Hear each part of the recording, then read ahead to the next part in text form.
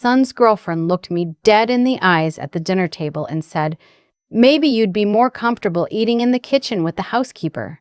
Then she laughed, like it was the funniest thing she'd ever said. And her mother, sitting right there at the head of that table, didn't say a single word to correct her. She just smiled into her wine glass.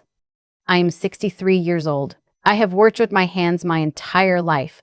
I have never once been ashamed of that, but I will tell you something.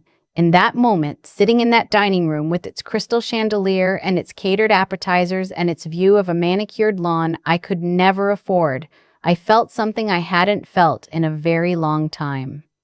I felt small. And then, about 30 seconds later, I felt something else entirely. But let me start from the beginning, because this story didn't start at that dinner table. It started 40 years ago in a 2-bedroom apartment in Akron, Ohio, with a mop, a bucket, and a husband who believed we could build something from nothing. My husband Frank and I got married young. I was 22, he was 24.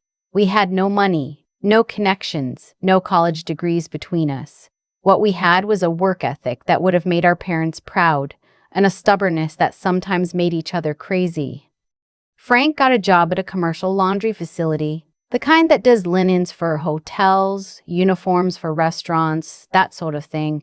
I took whatever I could find. Waitressing at first, then office cleaning on the overnight shift. We did that for 3 years, saving every dollar we didn't absolutely need to spend. In 1989, we started Callaway Clean, named after my maiden name, Ruth Callaway, which Frank said sounded more professional than Kowalski, which was his. We started with 1 van, 2 pressure washers we bought secondhand, and a contract with a small medical office building on the east side of town that paid us $800 a month. We worked every job ourselves for the first 2 years. I cleaned bathrooms at midnight while Frank stripped and waxed floors on weekends. We hired our first employee, a woman named June, God rest her, in 1991. By 1995, we had 12 employees and contracts with 4 office buildings and 2 restaurant chains. Our son Nathan grew up watching us work. He'd come with us on Saturdays sometimes when he was little, pushing a small mop alongside mine, thinking it was an adventure. I made sure he understood what we were doing and why. I never wanted him to be embarrassed by it. I also never needed him to brag about it. What I didn't expect was that someday the woman he loved would use it against me. Nathan called me on a Tuesday night in March, which was unusual because he usually texted. He said he had something important to tell me, and he wanted me to hear his voice when he said it. "Mom," he said, "I'm gonna ask Sloan to marry me." Sloan Whitfield. He'd been dating her for almost 2 years. I'd met her 4 times, twice for dinner, once at Nathan's apartment when I came to drop off some things, and once at a birthday party for his friend. Each time, she was polished, articulate, and just a little bit distant with me in a way I couldn't quite put my finger on. Frank always said I was reading too much into it. Maybe he was right. I told Nathan I was happy for him, and I was. Genuinely. He was 31 years old, he'd built a good career in logistics management, and he loved her. That was what mattered. "Her family wants to do a dinner," Nathan said. "Kind of a welcome to the family thing. At their house in Shaker Heights." "Of course," I said. "We'd love that." I should have listened to the little voice in the back of my head that said, "Brace yourself." The Whitfields lived in a house that I can only describe as the kind of place that makes you suddenly aware of every thread count and shoe scuff you've ever ignored. 6 bedrooms, a chef's kitchen, a wine cellar. Frank later told me he accidentally walked into thinking it was a bathroom. Their housekeeper, a quiet woman named Elena, who smiled warmly at me when I arrived, had clearly spent the day preparing. Sloan's mother, Margaret, greeted us at the door. She was one of those women who are perfectly composed in a way that almost feels aggressive. Every gesture deliberate, every word measured. She shook my hand and said, "So lovely to finally meet you both," in a tone that suggested she had been bracing for something disappointing. Sloan's father, Richard, was warmer. He was a corporate attorney, the kind who golfs on Wednesdays and means it as a networking strategy. He shook Frank's hand firmly and immediately asked him what he did for work. "We run a commercial cleaning and facility services company." Frank said easily. He'd said it 10,000 times. It rolled off him like water. Richard nodded. Solid industry, he said, and I thought, okay, this might be fine. It was not fine. We sat down to dinner. 8 of us total, including Sloane's younger sister Aubrey and her husband, and a family friend named Gerald, who seemed to have no purpose there except to agree with everything Margaret said. The food was excellent. The wine was poured generously, and for the first 45 minutes, things were surface-level pleasant. Then Margaret asked about the business. So how large is your operation? She said, directing the question at Frank with the particular tone people use when they're asking something but already have the answer they expect. We have about 230 employees across 3 states, Frank said. Ohio, Pennsylvania, and West Virginia, mostly commercial contracts, office buildings, medical facilities, a few hospitality accounts. There was a brief pause. Margaret smiled thinly. How industrious, she said. I watched Sloane glance at her mother. Something passed between them that I filed away. Nathan tells us you started from scratch, Richard said, and there was genuine curiosity in his voice. That's quite an achievement. Ruth did most of the heavy lifting in the early days, Frank said, glancing at me with that smile I'd loved for 40 years. Literally. I laughed. I was about to say something about those early years, something honest, maybe even funny, when Sloane turned to me with her wine glass in her hand and said, very casually, as if commenting on the weather, maybe you'd be more comfortable eating in the kitchen with Elena. Silence. Not just quiet, actual silence, the kind that has weight to it, that presses against the walls of a room. She must have caught a look on someone's face because she laughed and added, I just mean, I'm sure you two have a lot in common. I put down my fork. I have spent 40 years learning when to speak and when to stay quiet. I have bitten my tongue in contract negotiations with men who didn't take me seriously. I have smiled through condescension from building managers who couldn't believe a woman ran the company. I have been patient in ways that would exhaust most people. But I am 63 years old, and I am done being patient with people who confuse money with worth. I looked at Sloane directly, not with anger, with clarity.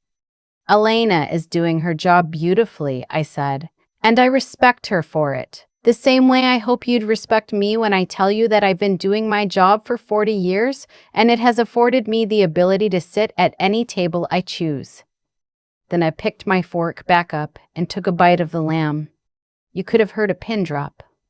Margaret said, well, in that way that means absolutely nothing and is meant to dissolve tension without acknowledging it.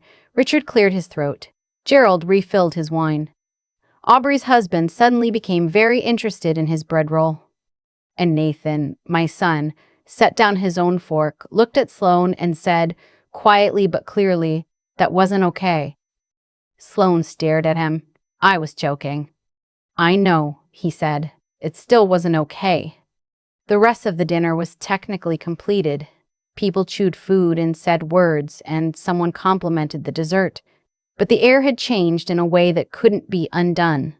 Frank squeezed my hand under the table on the drive home and said, you handled that perfectly. I didn't feel like I had handled anything. I felt tired in the way you feel tired when you realize a fight is coming that you didn't ask for and can't avoid. The engagement happened anyway. Nathan proposed 3 weeks later, and Sloane said yes, and I told myself that one bad dinner did not define a person, and that young women sometimes say thoughtless things, and that what mattered was how Nathan felt and whether Sloane would grow. I tried. I genuinely tried. I invited Sloane to lunch, just the 2 of us. She came, and she was pleasant enough, and at one point she said, I hope you know I didn't mean anything by what I said at dinner. I told her I appreciated that. I did not tell her that not meaning anything by it was part of the problem, that the ease with which she'd said it was exactly what bothered me.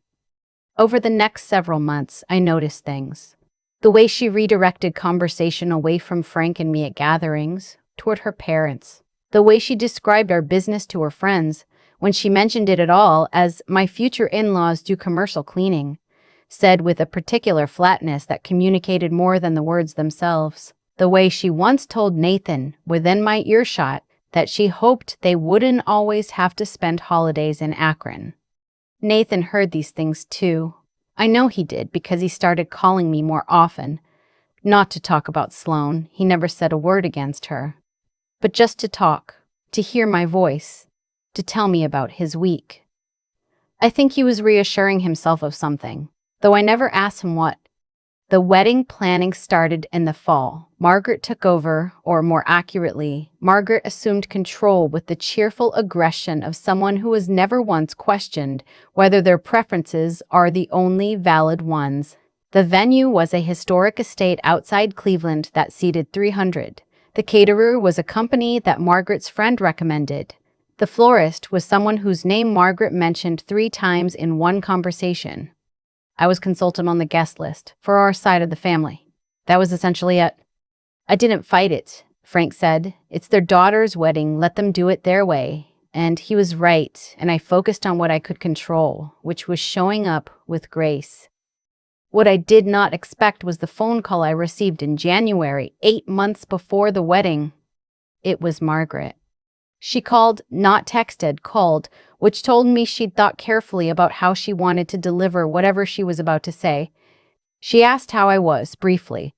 Then she said, "I've been thinking about the rehearsal dinner, and I want to share a thought. I hope you'll take it in the spirit it's intended." "Of course," I said. "Given the difference in our family's social circles," she said, "I wonder if it might be more comfortable for everyone if Frank and Ruth were perhaps less central at the rehearsal dinner. I don't mean anything unkind by this. I just think it might avoid any awkward moments." I held the phone for a moment and said nothing. "I want Nathan's event to feel cohesive," she added. "There are moments in life where you have a choice about who you want to be, where the easier path is to say something soft and hang up and cry in your kitchen, and the harder path is to say the thing that needs to be said calmly without raising your voice to someone who genuinely believes they are being reasonable." "Margaret," I said, "I am Nathan's mother. I will be at that rehearsal dinner. I'll be at the head of the room if that's where the table puts me." A pause. "I see," she said. "I do hope you'll take that in the spirit it's intended," I added. She hung up shortly after. I sat in my kitchen for a long time. Then I called Frank. Then I called Nathan. Nathan was quiet when I told him. Then he said, "She called you." "She did." Another silence. Then, "Mom, I need to talk to Sloane." "I know you do," I said. "Handle it how you need to handle it. I love you." I don't know exactly what was said between Nathan and Sloane. I never asked, and he never told me in detail. What I know is that 2 weeks later, Nathan called me again. "I canceled the engagement," he said. I didn't say anything for a moment. "I've been watching things for a while," he said. "The dinner, the way she talks about you, the phone call Mom made. I talked to Sloane and she said she supported her mother's decision. That was all I needed to know." I want to tell you that I felt relief. In some ways I did. But I also felt grief for Nathan, who had loved someone and had to choose, for the version of a future that wouldn't happen, for the complication of loving your child so much that you never want them to hurt, even when the hurt is the right thing. "I'm sorry," I told him. "Don't be," he said. "You raised me to know what respect looks like. This just helped me see I was settling for less of it than I deserved." I cried after I hung up. Frank held me on the couch for a long time without saying much, which is one of the things I have loved about him for 40 years. Here's the part of the story I haven't told yet.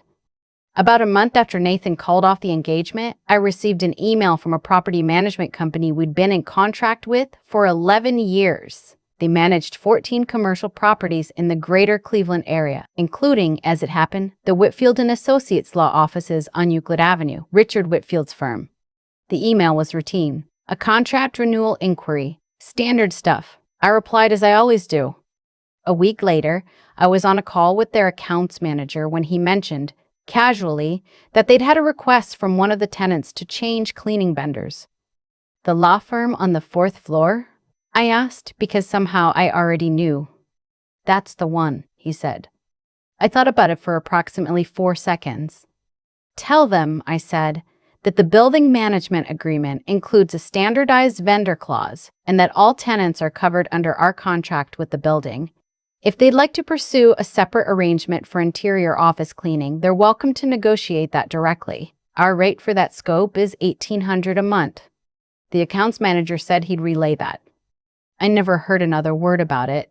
As far as I know, Whitfield and Associates continued to be serviced by Callaway Clean for the duration of that contract year, at which point we were renewed for another 3. Frank laughed for about 10 minutes when I told him. "You didn't even plan that," he said. "I didn't," I said. "I just did my job." I think about Margaret sometimes, about what she must have thought when she called me, whether she genuinely believed she was being kind, whether she had ever once considered that the woman she was asking to be less central might be someone worth knowing. I don't carry anger about it. I made peace with it the way I've made peace with a lot of things, slowly, over time, by returning to the work. There is something very grounding about a business, about payroll and contracts and the problem of keeping 230 people employed and treating them well. It doesn't leave much space for bitterness. What I do carry is this: the memory of that first dinner table in 1989, before we had a single contract, when Frank and I sat across from each other in our apartment and talked about what we were trying to build. Not just a business, a life, something that belonged to us, that no one could condescend to us about, because we had made it with our own hands. Nobody handed us anything, not a single thing. And when someone tried to make me feel small for that, in a dining room with a chandelier and catered lamb and a woman who had never once in her life cleaned anything for herself, I discovered that I had built something strong enough that it couldn't be touched by her opinion of it. Nathan is doing well. He's been dating someone new for about 6 months, a woman named Petra who teaches middle school science and laughed until she cried at one of Frank's terrible jokes the first time they met. I liked her immediately. She helped me carry the dishes to the kitchen after Sunday dinner last month. We stood at the sink together and she told me about a student of hers who was struggling and how she was trying to figure out the right way to reach him. She spoke about that kid the way a person speaks when they genuinely care. I thought, yes, that's what I was waiting for. Frank is talking about retiring in 2 years. I keep telling him I'll believe it when I see it. We have a good team. People who've been with us for 15, 20 years in some cases. The business will be fine. As for me, I'll probably never fully retire. There's always something to do, some problem to solve, some contract to review. 40 years in, and I still get a quiet satisfaction from looking at a building we service and knowing that the people inside it are working in a clean, maintained space because of something we built. That's not nothing. That's actually everything. People will try to make you feel small for the work you do. They will use the word comfortable like it's a kindness when they mean it as a dismissal. They will look at a mop or a van or a woman with calluses on her hands and make a very quick calculation about what she's worth. Let them calculate. I know what I'm worth. I've known for 40 years. And I built every square foot of the proof. I still think about that dining room sometimes. The chandelier. The lamb. The sound of Sloane's laugh after she said what she said.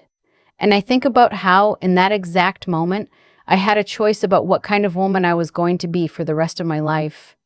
What I've come to understand, not from a book, not from advice anyone gave me, but from living 63 years and watching how things actually unfold, is that the way we treat people doesn't disappear into the air. It lands somewhere. It sticks. Every dismissal, every small cruelty dressed up as a joke, every phone call where someone asks you to make yourself less visible, those things accumulate, and eventually they come back around.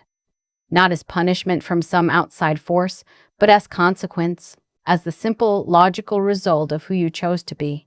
Margaret chose to see a woman with a mop and stop there. She never asked what I'd built, what I'd sacrificed, what I'd learned. She made a calculation in about 30 seconds and decided I wasn't worth the full picture. That's not just bad manners. That's a failure of intelligence, a refusal to stay curious, to look closer, to ask the question before drawing the conclusion. And that kind of willful incuriosity has a cost. It cost her a daughter-in-law relationship that could have been something real. It cost Sloane a man who loved her. It cost their family something they probably still haven't fully named. Nathan, my son, who grew up watching Frank and me work, made a different calculation. He saw what was happening clearly, sat with it, and then acted on what he knew to be true. That took something. It would have been so much easier for him to look the other way, to tell himself I was being too sensitive, to choose comfort over integrity. A lot of people make that choice. I don't blame them. But Nathan didn't. And I think that's because he'd seen his whole life what it looks like to keep going when things are hard. To show up. To do the work even when no one is watching and no one is impressed. That's the thing about building something over 40 years. It's not just a business you're building. You're building a set of values that your children can either inherit or reject. Frank and I never sat Nathan down and gave him a speech about dignity or character. We just lived it every day in the choices we made about how to treat people and how to respond when people treated us poorly. I don't carry bitterness towards Sloane or Margaret. I genuinely don't. What I carry is something quieter and more useful, a kind of clarity about what matters and what doesn't. Money impresses some people. A title impresses some people. A nice address in Shaker Heights impresses some people. But none of those things, on their own, tell you anything real about a person. What tells you something real is how they treat the woman they think has nothing to offer them. Petra helped me do the dishes last Sunday without being asked. She just stood up, stacked the plates, and followed me to the kitchen like it was the most natural thing in the world. We talked for 45 minutes at that sink. She never once made me feel like I was less than. That's not nothing. That's actually everything.